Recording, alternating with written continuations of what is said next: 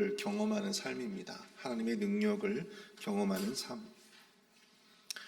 오늘 우리가 읽은 본문은 소위 칠병이요 혹은 칠병이삼어의 기적이라고 불리는 말씀입니다.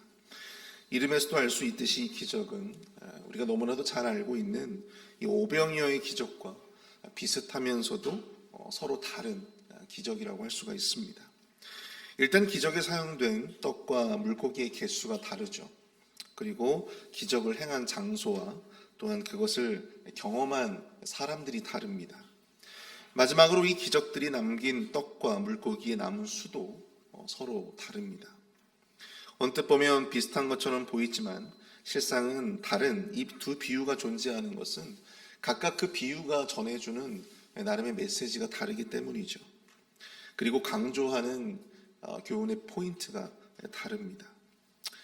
우리가 오늘 이 본문인 칠병이어를 가지고 4,000명을 먹이신 이 사건, 이 오병이어의 기적 못지않게 예수님의 놀라운 신적인 권능, 능력을 바라볼 수 있는 그런 말씀이라고 볼 수 있습니다.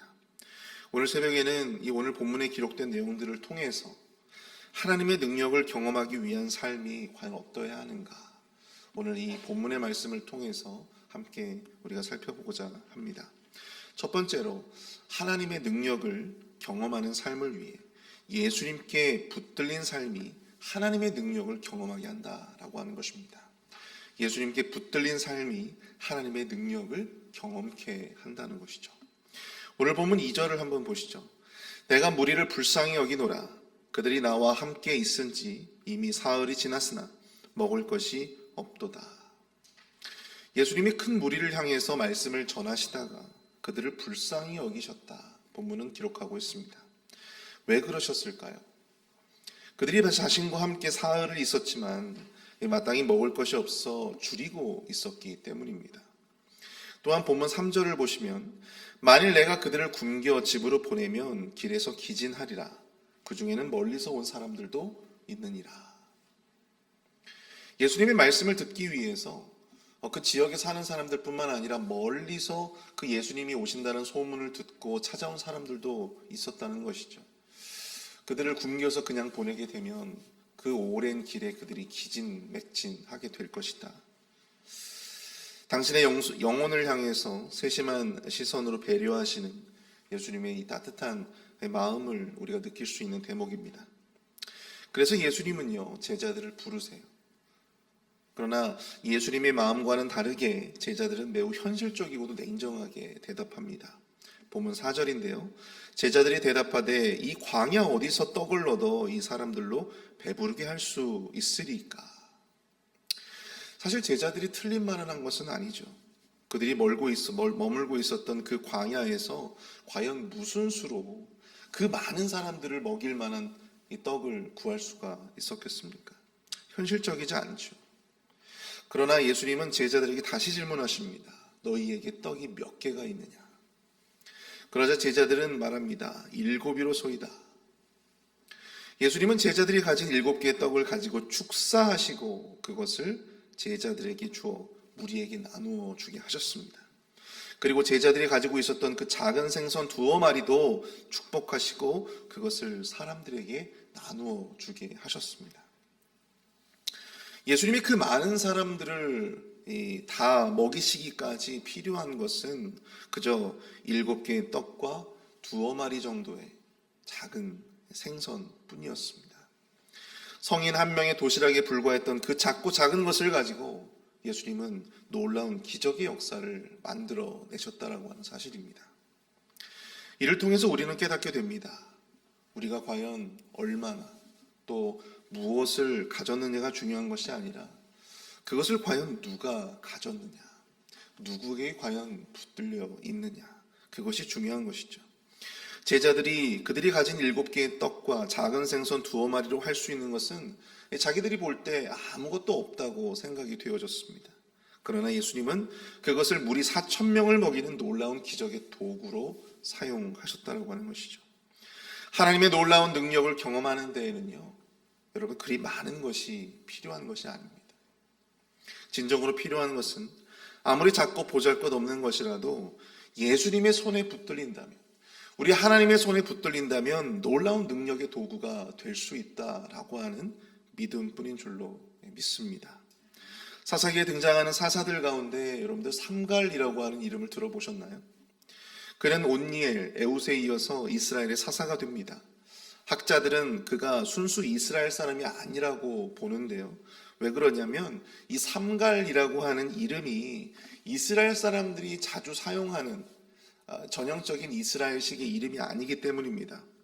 그리고 그를 소개할 때 사용된 이 아낫의 아들이라고 하는 이 아낫이라고 하는 이름도요, 가나안의 여신의 이름과 같습니다. 그래서 학자들은 그가 가나안 혼혈로서 이스라엘 지파에 들어온 자로 그렇게 보게 되는데요. 그는 순수 유대인이 아니라고 하는 이 스스로의 자기 정체성, 이 약점에도 불구하고 하나님으로부터 사사로 선택받아서 아주 작은 도구였던 이 소모는 막대기로 블레셋 사람 600명을 때려 죽입니다. 그리고 이스라엘을 구원하게 되죠. 하나님께 붙들린다면 여러분, 가진 것이 소모는 막대기에 불과하더라도 그 자기의 정체성이 가나안 혼혈에 불과하더라도 하나님의 놀라운 능력의 도구로 쓰임받을 수 있다라고 하는 사실을 우리는 이 사사 삼갈의 이야기를 통해서 경험하게 된다라고 하는 것입니다. 하나님의 능력을 경험하는 삶을 위해서 여러분들 우리 스스로가 굉장히 큰 능력자가 될 필요는 없습니다. 더 많은 능력, 더 많은 소유, 더 많은 지위를 얻기 위해 우리 스스로 그렇게 노력할 필요는 없는 거예요. 우리에게 진정으로 필요한 것은 무엇입니까? 진정으로 하나님 앞에 붙들린 삶을 살아가는 것입니다. 우리가 바로 하나님의 손에 붙들린 그러한 오병이어가 되는 것, 칠병이어가 되는 것. 하나님께 붙들린다면 우리가 가진 핸디캡은 전혀 문제가 되지 않습니다. 7개의 떡과 2마리의 작은 생선으로도 하나님의 기적은요, 일어나게 되어 있습니다. 변변치 못한 제자들을 통해서도 복음은요, 전 세계로 확장되어 나갔습니다. 이루시는 것은 결국 우리가 아니라 바로 하나님이시기 때문입니다. 비록 작고 보잘것없는 인생이라도 누구에게 붙잡히고 누구에게 붙들리느냐, 바로 거기에 따라서 그 인생을 통해 하나님의 놀라운 능력은 나타나게 됨을 여러분들 꼭 믿으실 수 있기를 축복합니다. 온전히 하나님 앞에 붙들려 기적의 삶, 능력의 삶을 경험하시는 우리 모두가 될 수 있기를 간절히 축복합니다. 두 번째로 우리가 생각해 볼 수 있는 것은 주를 향한 순수한 믿음을 통해서만 하나님의 능력을 경험하게 된다라고 하는 것입니다. 주를 향한 순수한 믿음을 통해서만 하나님의 능력을 경험하게 된다. 여러분, 7개의 떡과 2마리 정도의 작은 생선으로 4,000명을 먹이신 예수님은요, 이내 제자들과 함께 이 달마누다 지방으로 가시게 됩니다. 여러분, 달마누다 지방이 어디입니까? 이 지역은 바로 이전에 이 칠병이어의 사건이 일어났던 그 이방인들이 많이 살고 있었던 지역이 아니고요, 특별히 유대인들이 많이 살고 있었던 동네였습니다. 그곳에서 예수님은 어김없이 누구를 만나시게 되느냐면 바리새인들을 만나시게 돼요. 본문 11절을 보시죠. 바리새인들이 나와서 예수를 힐난하며 그를 시험하여 하늘로부터 오는 표적을 구하거늘. 바리새인들이 이번에는 예수님께 표적을 구합니다. 여기서 이 표적이라고 하는 것이 과연 무엇입니까? 이 표적이라고 하는 것이 무엇일까요? 그것은 바로 그가 하나님의 아들이라고 하는 증거입니다. 그가 하나님이 보내신 메시아라고 하는 증거를 대라는 것입니다. 이미 예수님은 곳곳에서 예수님의 신적인 능력을 보여주셨습니다. 그럼에도 불구하고 바리새인들은 그것을 인정하지 않고 새로운 표적을 달라 요구하는 것입니다. 이에 예수님의 반응이 어떠십니까? 본문 12절을 보시면 예수님께서 마음속으로 깊이 탄식하시며 어찌하여 이 세대가 표적을 구하느냐?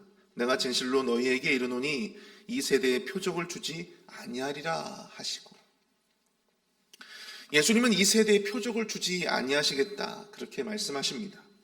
이미 예수님이 하나님의 아들이라는 기사와 표적이 곳곳에서 드러났고, 또 곳곳에서 예수님이 다니시면서 말씀도 전하시고 병자들을 고치시고 또 귀신 들린 사람들을 귀신을 쫓아내어 주시는 그런 놀라운 능력들을 보여주셨음에도 불구하고 바리새인들은 그것을 애써 보려 하지 않고 들으려지 않고 인정하려 하지 않는 그런 모습들.